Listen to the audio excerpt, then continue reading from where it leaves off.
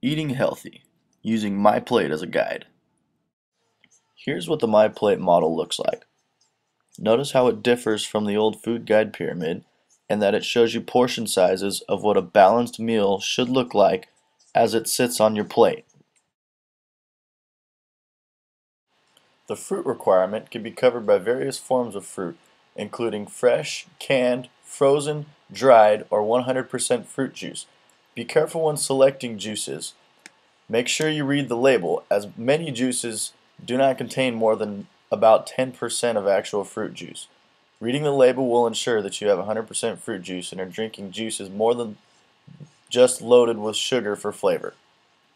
Fruits contain nutrients that are typically underconsumed in your daily diet, such as potassium, fiber, and vitamin C.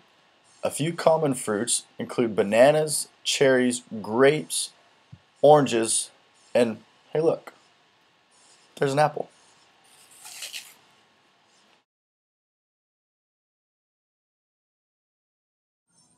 Vegetables. Here are a few benefits to eating vegetables. Most vegetables are low in fat and calories, and none contain any cholesterol. Just like fruits, vegetables are good sources of nutrients including potassium, fiber, vitamin A, and vitamin C. Fiber reduces blood cholesterol, may lower your risk for heart disease, and it's important for proper bowel function. Fruits and vegetables together make up 50% of your recommended daily intake.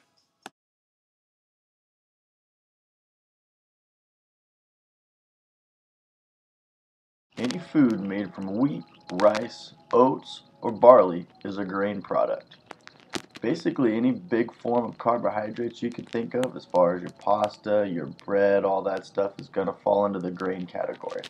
There are two subgroups of grains: whole grains and refined grains. Whole grains include the entire grain kernel, whereas refined grains have been processed to remove certain parts of the grain.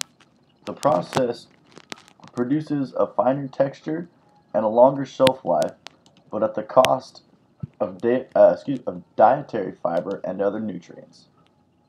Whole grains are important sources of vitamins, minerals, including iron, and dietary fiber. Dietary fiber from whole grains may help lower cholesterol, risk of heart disease, and type 2 diabetes.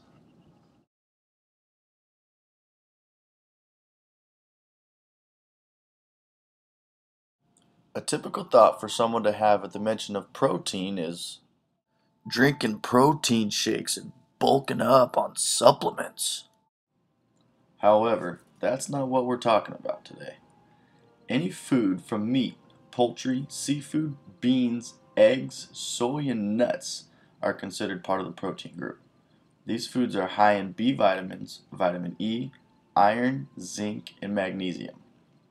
Proteins serve as the building blocks for bones, muscles, cartilage, skin, and blood. Eating 8 ounces of seafood per week may reduce the risk for heart disease due to their high levels of the omega-3 fatty acids. Certain meats are high in saturated fat. Saturated fat raises cholesterol levels in the blood, so it's important to limit the amount of these foods that you consume and to stick to the leaner cuts of meat.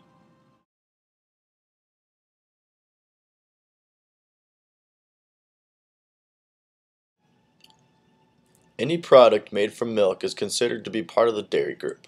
This includes milk itself, cheese, yogurt, frozen yogurt, ice cream, and even pudding. Fat-free or low-fat options are the way to go and contain much less calories. Dairy products contain high amounts of calcium, which is important for bone growth and strength.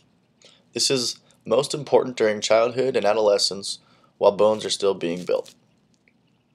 The calcium in dairy products also helps to prevent against osteoporosis, which is the breakdown of bones as you grow older.